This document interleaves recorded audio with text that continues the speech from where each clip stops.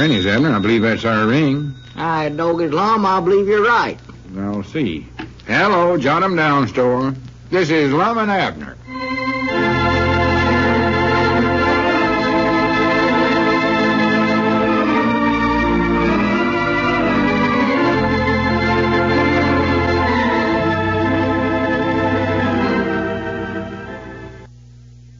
And now, let's see what's going on down in Pine Ridge. Well, Lum is progressing nicely as circulation manager for Diogenes Smith. He's just completed a trip to Fort Smith, where he delivered another bundle of the pamphlets that Diogenes prints in his workshop back in the feed room of the store. As we look in on the little community today, we find Lum and Abner in their Jot 'em Down store and library. Listen. Are these boxes here big enough, Lum? Yeah, them'll be all right, Abner. Yeah. I put 'em right there close to the door so as everybody see 'em when they come in the store here. Yeah. Well, now exactly what are these boxes for, Lum? You ain't told me yet. Oh, they're for defense, Abner. Huh? It's an idea I picked up on my trip to Fort Smith.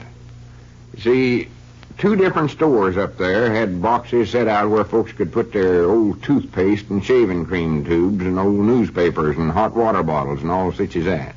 Well, what's the store want with all them old things? They'll never be able to sell their customers old stuff like that, Lum. They don't want to sell 'em, Abner. They give it to the government to be used over and over again making defense stuff. They do, huh? Why, sure. Them toothpaste tubes and shaving cream tubes is practical pure tin, one feller told me. Well? And tin's awful valuable to the government right now. Oh, yeah, I reckon it is, sure. And they want hot water bottles too, huh? Well, anything that's made out of rubber. Old inner tubes, rubber bathing shoes, garden hose, and such as that. Government needs all the rubber it can get. Yeah, well, we're just going to have everybody in Pine Ridge bring all their old stuff over here and put it in these boxes. Is that the idea? Yes, sir. I'll make some signs and put 'em on there so those folks will know where they're for. Yeah. I'll put on there in big letters, victory boxes. That's what we call 'em, victory boxes. Well, good for us. We'll get them boxes full before you can say...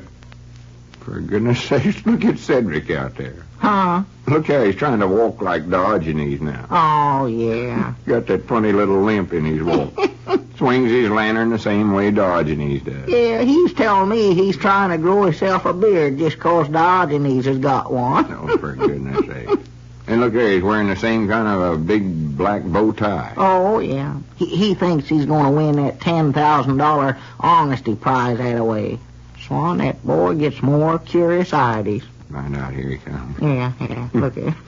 Well, howdy, Cedric. Come on in. Wonderful world. A wonderful world, Cedric. Did you get to Fort Smith with them pamphlets all right, Mr. Lum? Oh, yeah, I made it all right, Cedric. Me and Mr. Dodgeney sure had to drive awful fast to catch you at the county seat and give you the right package before you got on the train. Well, it's a good thing you did catch him, Cedric. That'd sure been a good one on Lum. Carrying a package of sausage clean to Fort Smith. Goodern, it'd have been a disgrace, that's what. More than likely it'd have lost me my job as circulating manager with Diogenes. Yeah. How'd you find out I'd taken the wrong package? Why, me and Mousy told him. And doggies, did he get excited. Started racing around here like a crazy feller. Did I? Oh, my, That's yeah. the way he acted all the way to the county seat, too. Made me drive my car so fast I thought we was going to get wrecked. Boy.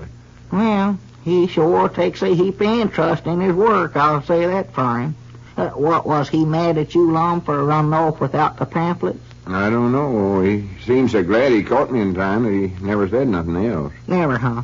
I reckon he was sort of put out about it. Oh, I imagine he was, too, the way he acted. I ain't saw him since I got back. I stopped by the store here when I got in last night, but he weren't in his workshop. No, he was over at our place. He come over there for supper last night. He did? Oh, yeah, me and him had quite a long talk there together. So what's these here boxes for? Oh, them's our victory boxes, Cedric.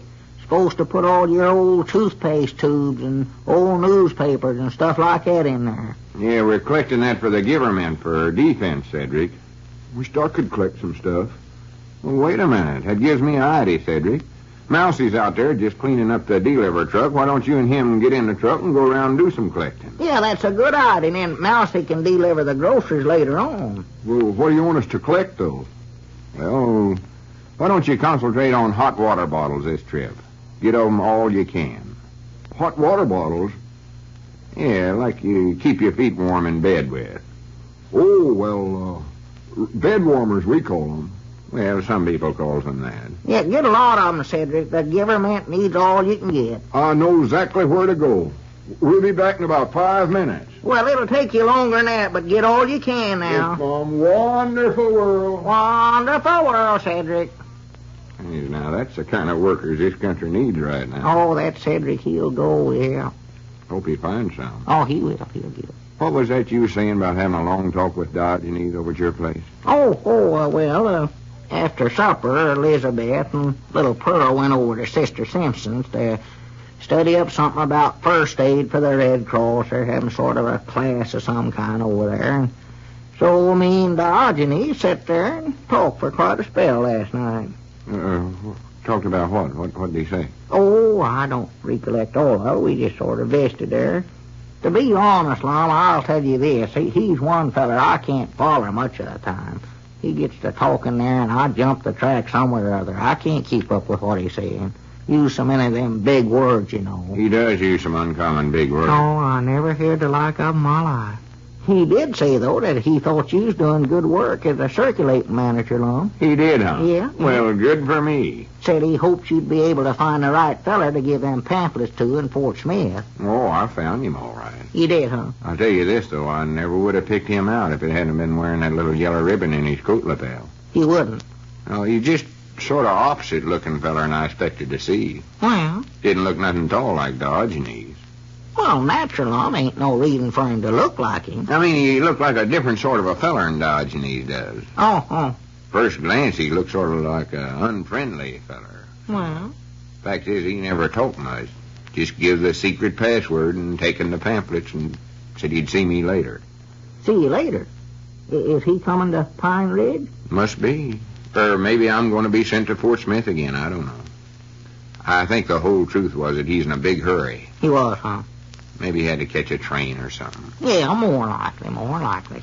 But I knowed he was really a good man. Otherwise, he wouldn't be spending his time spreading the message of honesty and generosity for Diogenes. Oh, no, that shows right there what kind of feller he is. Yeah.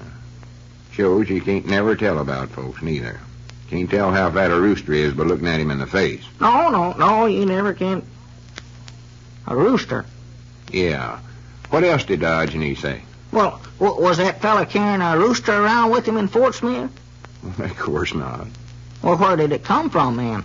Where'd what come from? That rooster you was looking in the face. Oh, for goodness sakes, Abner. Was he lost, just run around by himself? That's awful dangerous in a big city like that for a rooster to be walking down the street by himself. Abner, there wasn't no rooster there, even. Well, how could you look at it if it weren't there? All I said was you couldn't tell how fat a rooster is by looking at him in the face. Oh, well, of course not. Natural, you can't do that. Have to look at his legs and feel his back and lift him sort of. I know all that, Abner. That was just an old lettered saying of mine. Now forget it. What else did Diogenes say to you? Why, Diogenes. Oh, yeah. You know, Lum, he's a culer sort of feller, you know it? What do you mean, culiar? Well, I just asking him. I doggos, wait a minute, I know the best way to do that. Best way to do what? Why, just get some scales and weigh him, and you can tell how fat a rooster is. On to goodness, Abner. Funny you never thought of that yourself, you know? Yeah, I'm just stupid, that's why I reckon. Well, Now that we got that settled, what do you mean that Diogenes is culiar?